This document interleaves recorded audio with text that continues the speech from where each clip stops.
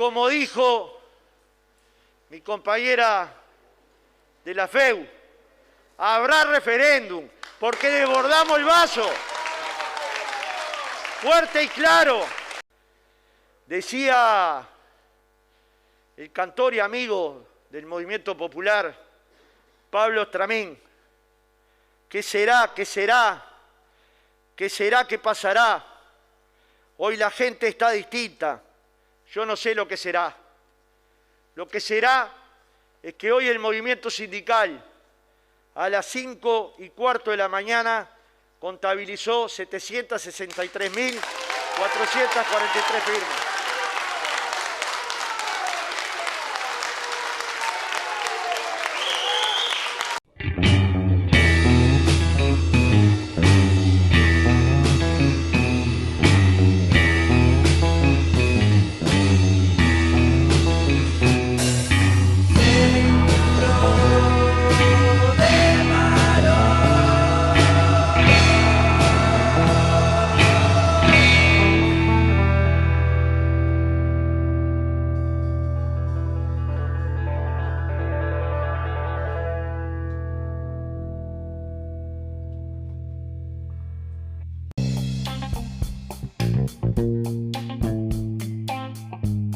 Bienvenidos a un nuevo episodio de Seguro de Paro, el podcast de análisis político de la República Oriental del Uruguay.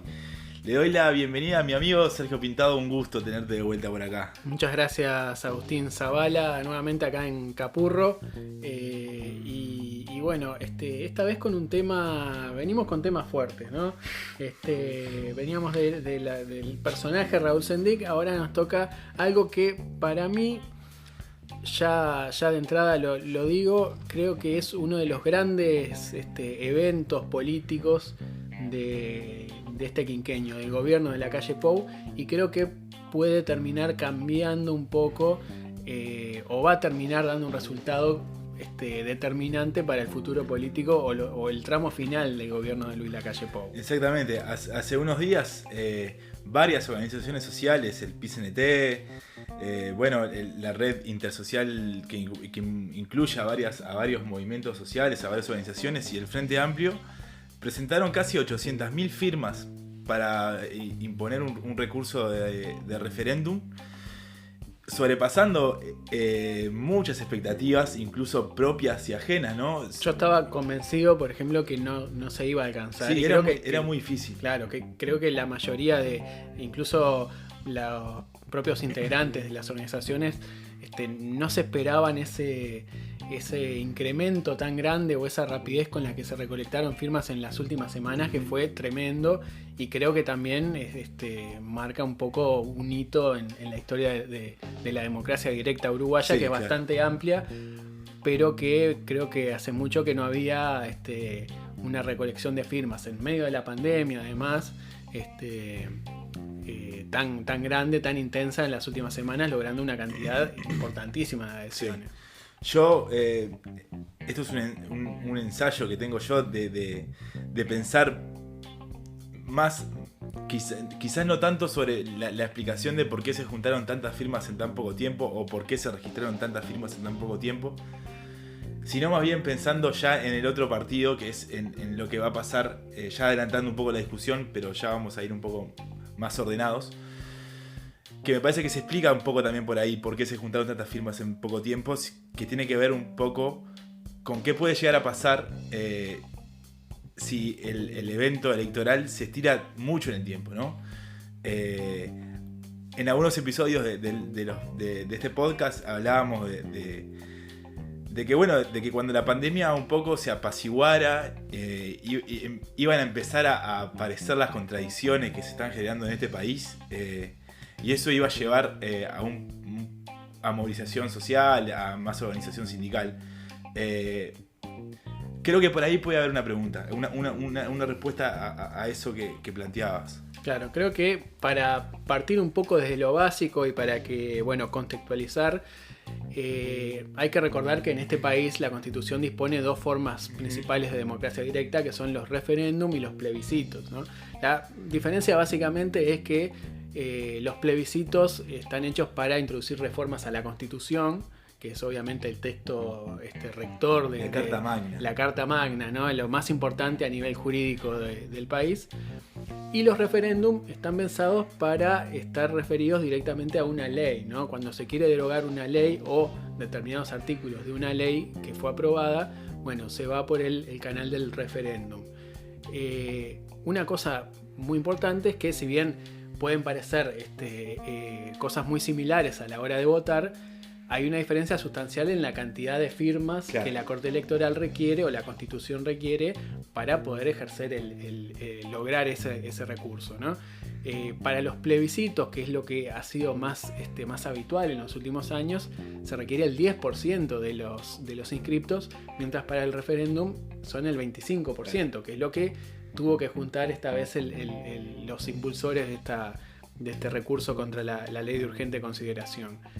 Y realmente 25% de la cantidad de habilitados es mucha gente, sí. ¿No? Efectivamente son unas 700.000 personas, pero si lo pensamos en términos electorales, ¿no? Un partido político con 25% de los votos, son muchos votos, es una cantidad importante. Estamos hablando de un poco más casi, la cantidad de votos que tuvo la calle Pou en la primera vuelta de 2019. Exacto. Y esto es un poco algo que trascendía casi a modo de meme en los últimos días, que sirve mucho para magnificar, digamos, o tener la magnitud exacta de la cantidad de gente que realmente consiguió esta campaña adhiriendo a este recurso, ¿no? Sí, yo creo que es el retomando un poco lo que hablabas al principio, diciendo que esto es verdaderamente un hito como en la historia de las iniciativas populares del país. Creo que también es, y en parte lo dijiste, el primer golpe al gobierno, me parece, que logra hacer, no solamente el Frente Amplio, porque esta es una discusión que vamos a dar en un ratito. Me parece que esta victoria, más allá de que el Frente Amplio dispone de una estructura orgánica que son sus estructuras de base, me parece que un poco el movimiento social, el PIT-CNT sobre todo, pero también las organizaciones sociales mucho más vinculadas al territorio, un espacio que el Frente Amplio dejó por mucho tiempo, fueron las que lograron esto. Y que eran ellas mismas las que decían cuando empezaron en diciembre del año pasado que era muy difícil de hacer. Por eso me parece que es un golpe certero al gobierno. Creo que, para salir un poco de la metáfora futbolística que es muy usada, voy a usar una del boxeo, a pesar de que no sé nada de boxeo, que es que creo que muchos de los golpes que se venían tirando al gobierno venían, digamos, que a la zona alta, y tenían más que ver con la respuesta a la pandemia. Esto es un golpe que el gobierno no esperaba, quizá directo más al estómago, al mentón, ¿no? Bueno, el mentón puede ser también, pero la metáfora va por el lado de que sí es a la columna vertebral de este gobierno, a la columna programática, pero creo que el gobierno estaba, y el oficialismo estaba plenamente confiado de que no se iban a llegar a las firmas, de que esto era una especie de locura del PIT-CNT y las organizaciones sociales. Casi que burlándose incluso de la recolección, ¿no? Incluso me parece que la reacción que toma parte del oficialismo cuando se llegan a la cantidad de firmas, cuando presentan la cantidad de firmas, como de menospreciando el trabajo que había detrás de recolección o adjudicándole actitudes patoteras a los sindicatos que estaban recolectando. Creo que es un poco reflejo de que el gobierno y el oficialismo no se lo esperaba. Claro, y creo que hay otra cosa muy, muy particular, y creo que jugaba un poco en lo que podían pensar sobre todo los legisladores y principales dirigentes del oficialismo, e incluso los impulsores de esta campaña cuando arrancaron, que sabían que esto era particularmente difícil porque quizás digamos, antecedentes que hubo en el Uruguay con respecto al referéndum, como puede ser el referéndum contra la ley de ANCAP de 2007, que había sido como el último gran antecedente de este tipo. Esto era contra una ley que era muy, muy, muy fácil de comprender, digamos, en el sentido de, bueno, se estaba en contra de la privatización de ANCAP, ¿no? Que ya había pasado, había habido un referéndum contra la ley de empresas públicas durante el gobierno de la calle Herrera, Y creo que esos referéndums funcionaban muy bien. También estuvo contra la ley de caducidad, que no llegó a aprobarse. El del 89, no el de 2009, que fue un plebiscito. Creo que había antecedentes de que, bueno, ir contra una ley, ir contra la privatización de empresas públicas se sabía que se lograba. Pero esta era una ley larguísima, ¿no? Que muy además, difícil de explicar. Además de la complejidad de una ley de 500 artículos, vos tenías había dos propuestas, ¿no? Una que era contra toda la ley, que realmente quedó bastante por el camino, sectores más de la izquierda no vinculada a ese centralismo frente amplista y del PIT-CNT. Pero bueno, se hablaba de una ley muy grande, pero a su vez se recortaba 135 artículos en los que había de todo. Y era, bueno, costaba explicarle a la gente, bueno, qué se deroga, qué no, por qué se eligieron algunos. Fue todo un trabajo, ¿no? De lograr ese acuerdo entre el PIT-CNT y el Frente Amplio, que esto ya lo hablamos en el episodio sobre el PIT-CNT, pero se cuidó un poco de no dejar mal parado al Frente Amplio, que había participado de la mejora de algunos artículos. Hay que decir que el Frente Amplio termina sumándose a esta recolección de firmas tras un largo proceso de negociación, porque hay que decir que buena parte del movimiento sindical y buena parte del movimiento social era afina a ir contra toda la LUC, ¿no? Claro. Es la posición del Frente Amplio que se termina sumando a la organización de la comisión pro referéndum casi que al final termina dando su apoyo casi que al final del asunto. Claro, se perdieron 6 meses de campaña fácilmente, ¿no? Porque empezó en diciembre de 2020 y cuando la LUC se aprobó en julio, ¿no? Hace un año. Sí, en ese sentido el Frente Amplio fue un poco, quizás tiró para atrás, empujó para atrás un poco, ¿no? Tironeó un poco a ese movimiento social que venía. Quizás con las cartas del lunes, digamos, o el diario del lunes, fue una buena cosa ir por los 135. Pero quizás en esto de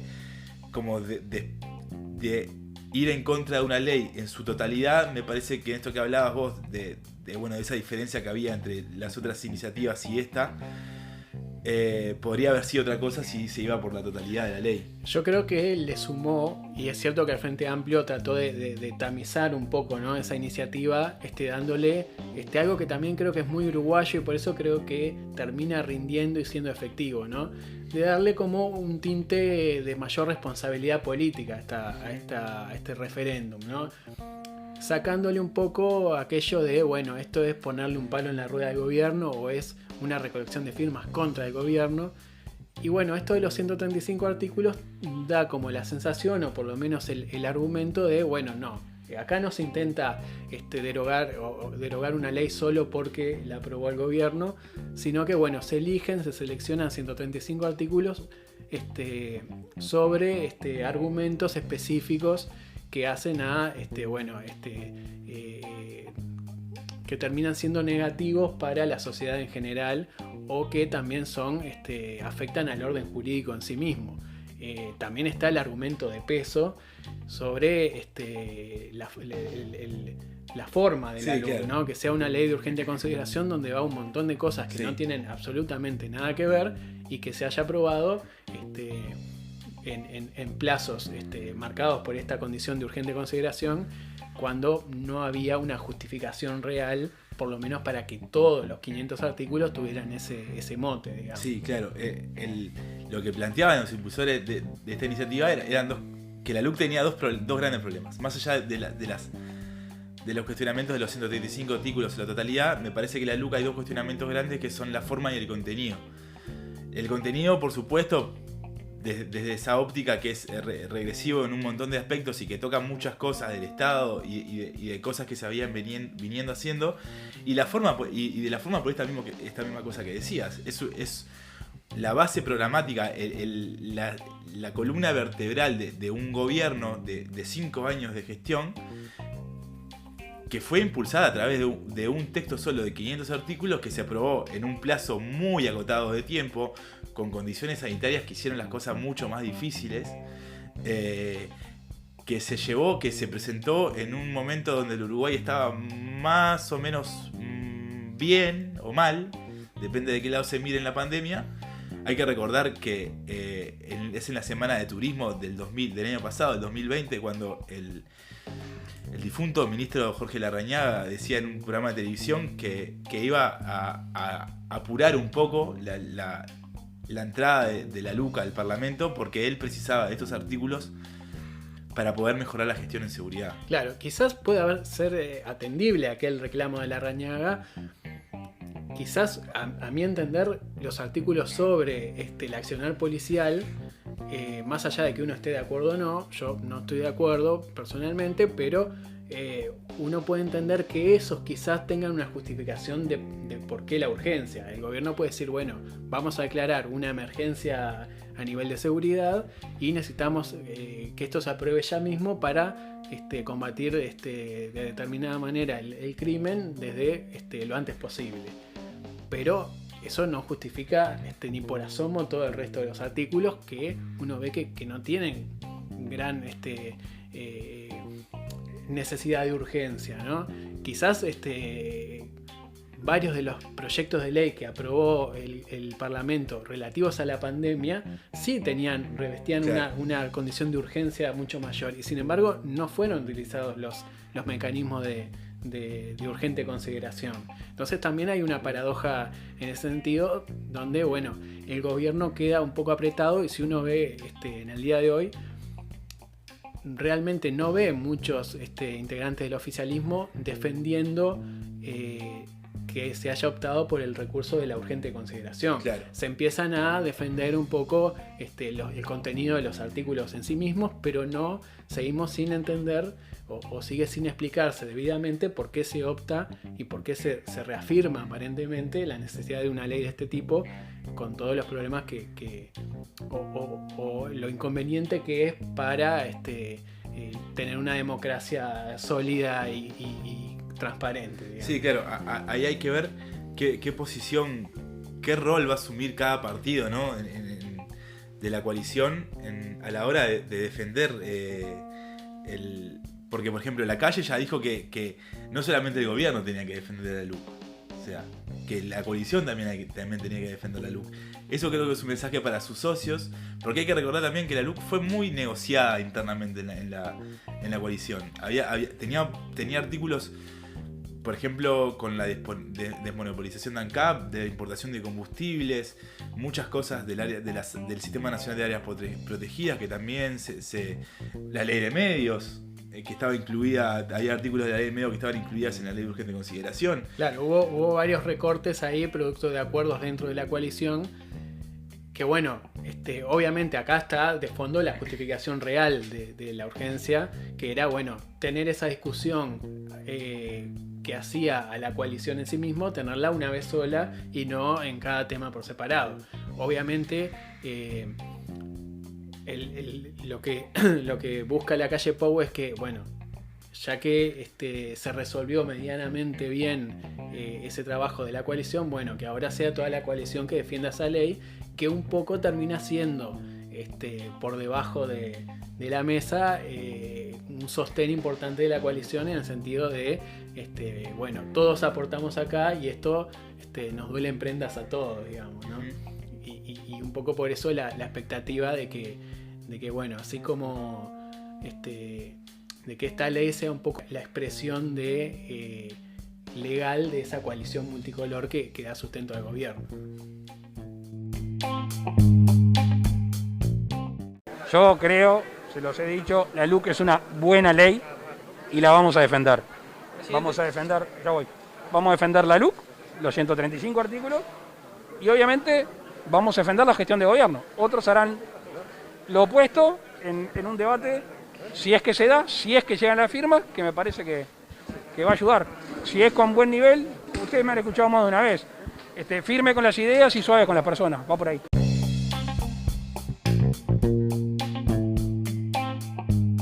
Veníamos hablando de bueno, cómo se llegó y un poco repasando, ¿no? Cómo se fueron juntando esas firmas para llegar a este momento en que la Corte Electoral tiene que definir, bueno, primero convalidar las firmas conseguidas y definir en un plazo tiene 150 días ahora para estudiar las firmas, luego 120 más para definir en esos 120 la fecha. Podemos estar pensando que quizás 2022 o quizás finales de 2021, principio de 2022. Por ahí va a estar la fecha de este referéndum. Veranito caliente. Sí, hay que ver también cómo juegan esas suspicacias. Yo no sé si puede haber un referéndum en enero, febrero. Va a ser con voto obligatorio, así que bueno, habrá que votar. Pero Te haces el cambio de credencial para la costa. Claro. Pero bueno, eso va a ser todo un tema cuando caiga este referéndum y cómo afecte también al calendario un poco político. Lo que sí es claro que va a caer en la mitad del gobierno de la calle Pou. Y desde ahí creo que podemos ir pensando algunas cosas que pueden llegar a pasar dependiendo del resultado de este referéndum, ¿no? Dale. Yo quiero antes como de entrar en esa discusión sobre qué escenarios se pueden dar en ese día de la elección, quiero retomar un poco una discusión que habíamos empezado y seguir un poco sobre esta discusión sobre los artículos sobre la seguridad, que un poco ya lo habían sido en su momento con esto que decíamos de que habían sido la forma de que la LUC volviera a entrar en debate público con esos dichos de Larrañaga. Un poco las reacciones que ya han mostrado los políticos del oficialismo, sobre todo Sanguinetti y el propio La Calle Pou, de ya salir a decir de que si se deroga la LUC es un retroceso en materia de seguridad, y atribuyendo los buenos resultados, estoy haciendo comillas, atribuyéndolos a la gestión propia del Ministerio del Interior y a la gestión propia de la LUC, ¿no? Y obviando todo lo demás que tiene que ver con una pandemia que redujo la movilidad y que toda esa cosa. Sí. Pero es interesante cómo Sanguinetti y creo que y el Partido Colorado incluso fue de los primeros en salir a defender en estos días la LUC. Creo que también Sanguinetti, sabedor de que detrás de esto está en juego la coalición. No quiere decir que un resultado adverso rompa la coalición, pero sí creo que Sanguinetti, viendo algunas jugadas más adelante, sabe que bueno, que acá hay que ponerse la camiseta ahora y empezar a defender esto. Y bueno, ahí van a surgir un montón de argumentos. También es cierto que Larrañaga llegó a presentar cifras de descenso de delitos incluso antes de que la LUC se pusiera en práctica, o que hay artículos como el aumento de penas para delitos de abuso sexual y otros que no están dentro de los 135 artículos que se plantean para derogar. Entonces, bueno, también hay mucho argumento falaz o mucha vivada política de confundir a la gente. Hablando de eso, hay un sitio web muy interesante que se llama resistencia.uy, que es elaborado por los promotores del referéndum, donde aparecen todos los 135 artículos con la redacción que les da la LUC, un comentario sobre por qué se lo quiere derogar y bueno, y algún la comparación con lo que sucedía antes. Está muy interesante y creo que para la gente que quiera saber, y separados por temas además, informarse está bueno para tener una referencia, sobre todo porque se va a venir una campaña en la que se va a decir de todo seguramente, ¿no? Sí.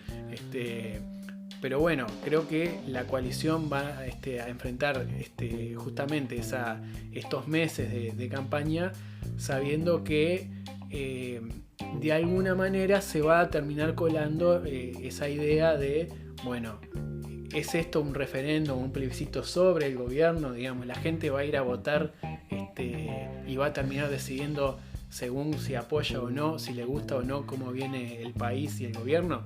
Termina siendo algo peligroso para cualquier gobierno que se le junte, se le proponga una votación a la gente en la mitad del periodo, claro, porque indefectiblemente termina jugando un poco eso, ¿no?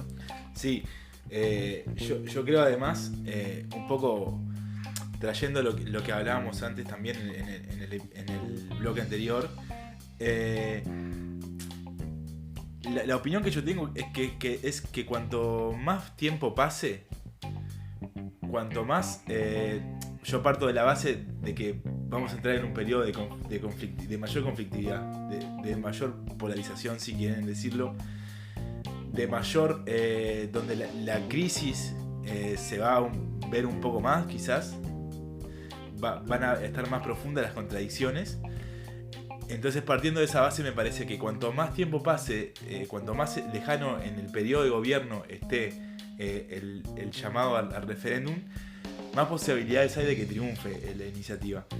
Y me parece que ahí sí se generaría un problema de verdad de... No quiero decir la palabra gobernabilidad, pero sí, al gobierno se le va a dificultar, sobre todo teniendo en cuenta cómo queda debilitado su programa de gobierno y su iniciativa, sino también que se pueden generar rispideces dentro de la coalición. La coalición va a resistir a una derrota del referéndum. Claro, es interesante. Los referéndums y las consultas populares, si bien no son, obviamente son vinculantes en tanto, bueno, el resultado deroga los artículos que se proponen derogar, si se logran los votos necesarios, pero siempre deja abierta algunas interpretaciones, ¿no? Como, bueno, pongamos que se derogan los 135 artículos. El gobierno ahí se le abren algunos escenarios. Uno es interpretar que la gente votó, seguramente la oposición actual va a decir, bueno, la gente votó en contra de estos 135 artículos y estas 135 medidas concretas. El gobierno también podrá decir, no, la gente votó en contra de que estén incluidos en esta ley. Entonces, bueno, quizás una de las alternativas sea empezar a enviar proyectos de ley separados y buscar que, bueno, algunos de los temas que son estandartes del programa de gobierno de la coalición multicolor vayan por leyes separadas. De todas maneras, obviamente sería una derrota bastante importante a nivel electoral, a nivel político, porque ya tendría este gobierno un resultado con la mitad más uno de los votos de gente que eligió contradecir lo que dice el gobierno, contradecir lo que dice la calle Pou y lo que defiende el oficialismo. Es casi una elección anticipada, es interesante, va a ser interesante ver lo que puede llegar a pasar en estos meses, ¿no? Por el otro lado, y creo que también es parte de esa cosa de arma de doble filo que tienen estas instancias, ¿qué pasa si no se llegan a los votos y se reafirman los 135 artículos de la LUC? Ahí perfectamente el gobierno puede decir, bueno, claramente el pueblo uruguayo está refrendando o reafirmando la conducción política de este gobierno, y eso le puede dar un espaldarazo para profundizar en algunos campos que ha ido siendo un poco tímido por lo menos, ¿no? Y puede terminar siendo una derrota muy grande para el movimiento sindical, las organizaciones sociales que, bueno, le metieron muchísimo a esto y se enfrentaron decididamente al gobierno, y sobre todo para el Frente Amplio, que casi que le sumaría una nueva derrota electoral a los malos resultados que ha tenido en los últimos años, ¿no? Sí, jugando un poco de vuelta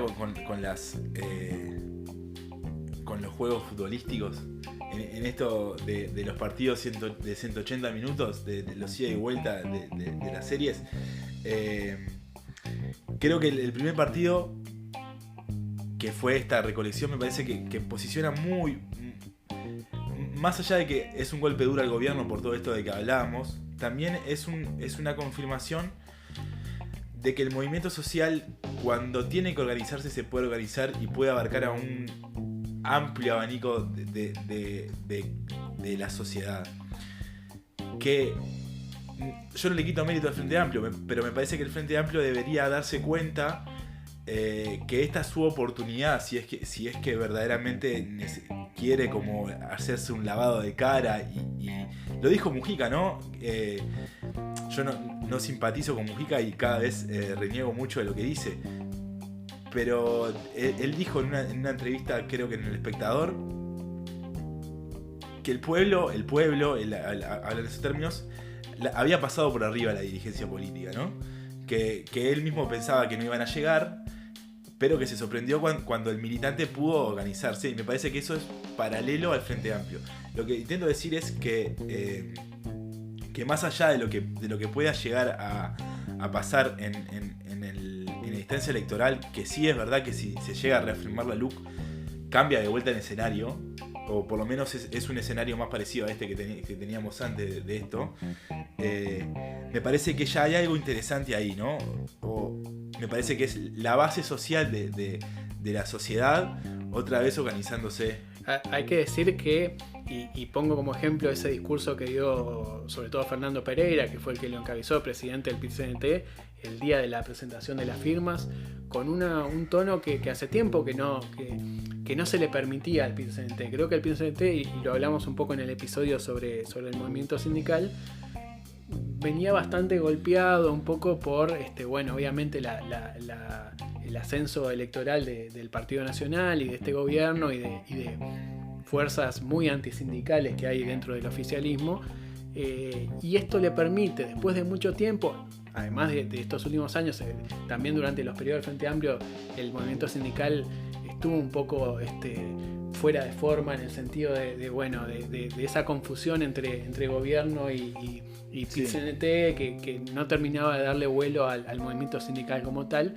Creo que esto verdaderamente los posiciona con firmeza y siendo realmente confirmando que el PIT-CNT es la organización social más importante del país y no hay discusión al respecto. No hay otra organización que pueda ponerse al hombro, como se puso el PIT-CNT, una recolección de firmas logrando casi 800.000. Eso nadie en el país puede, quizás el Frente Amplio como partido político, con una adhesión popular muy grande durante las últimas décadas, pero fuera de eso no hay otra organización que logre estructurar así una campaña de esta naturaleza. Y creo que esto reivindica un poco al PIT-CNT y obviamente otras organizaciones, pero quiero ponerlo sobre todo en el nombre del PIT-CNT como una importancia gigante dentro de la discusión política del país, ¿no? Sí, claro, y además ahora hablando también un poco del escenario que se puede llegar a dar después del acto electoral. Creo que el gobierno ya arranca perdiendo 1-0. Estoy muy pesado con las referencias futbolísticas. Está perfecto. Pero me parece que el gobierno ya...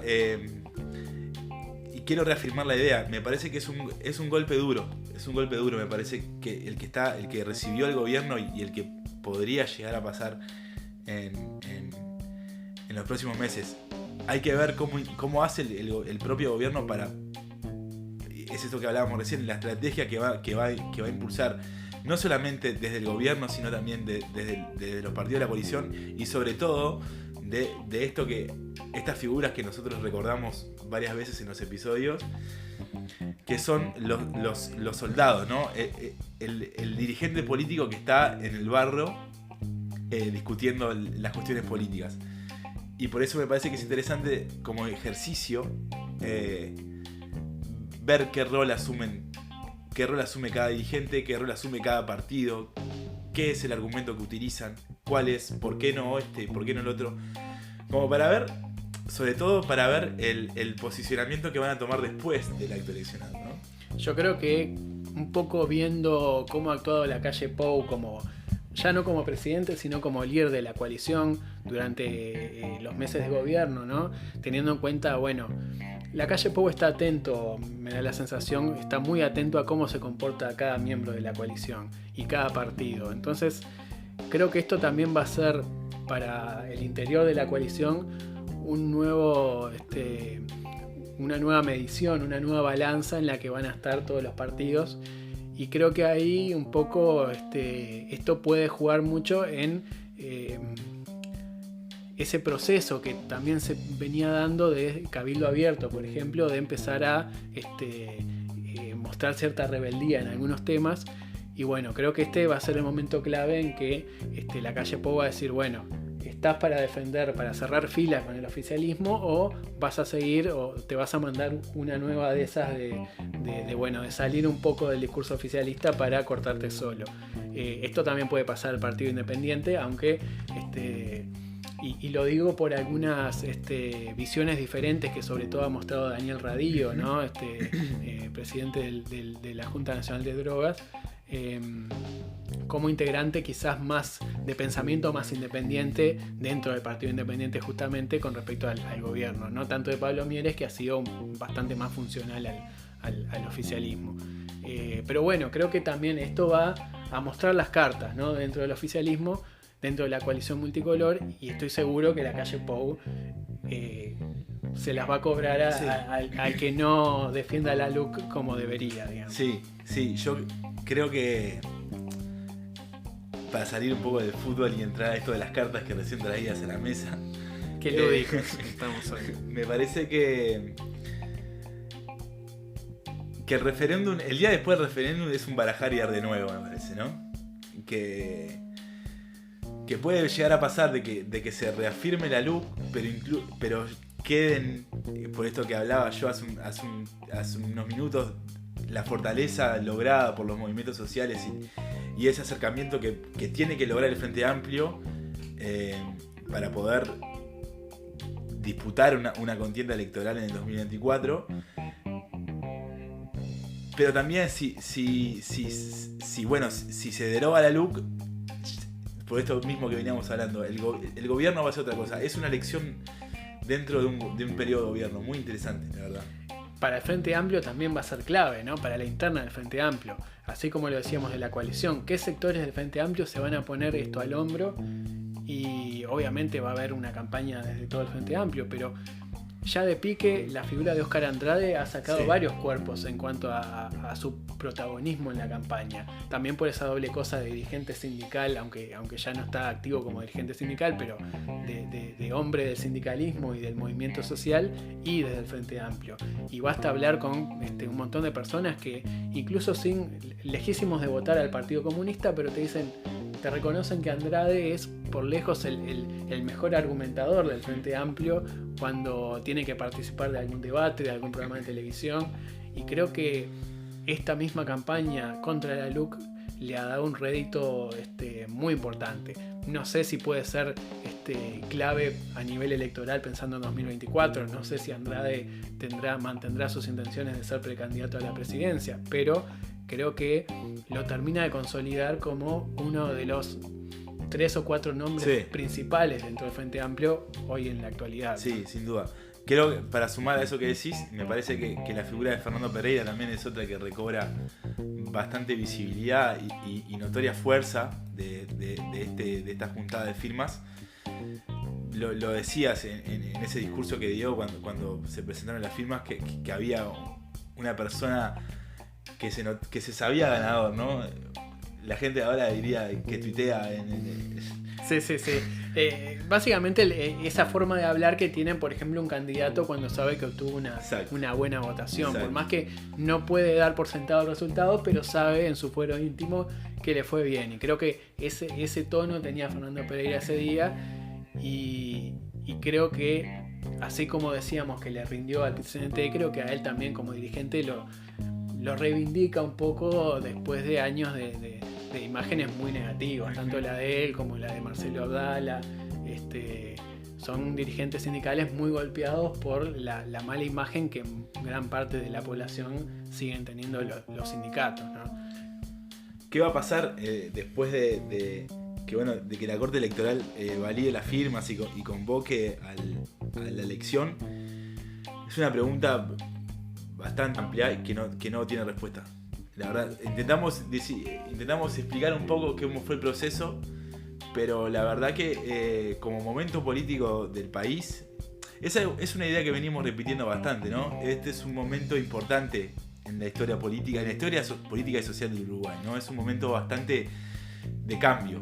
Claro, creo que el resultado de ese referéndum, más allá de la letra fría, ¿no?, de esos 135 artículos, va a marcar un clima político que puede ser vital para el tramo final del gobierno de la calle Pou y para lo que pueda pasar en 2024, porque va a ser una especie de elección, como tienen muchos países, elecciones legislativas en el medio del periodo, que más allá de los cargos a elegir, terminan siendo una toma de pulso del electorado, bueno, vamos a tener le vamos a tomar el pulso al electorado uruguayo 2 años antes de las elecciones, y creo que eso va a terminar de definir algunas cosas de cara a las próximas elecciones nacionales. Les agradecemos por escucharnos de vuelta. Nos escuchamos la semana que viene. Muchas gracias.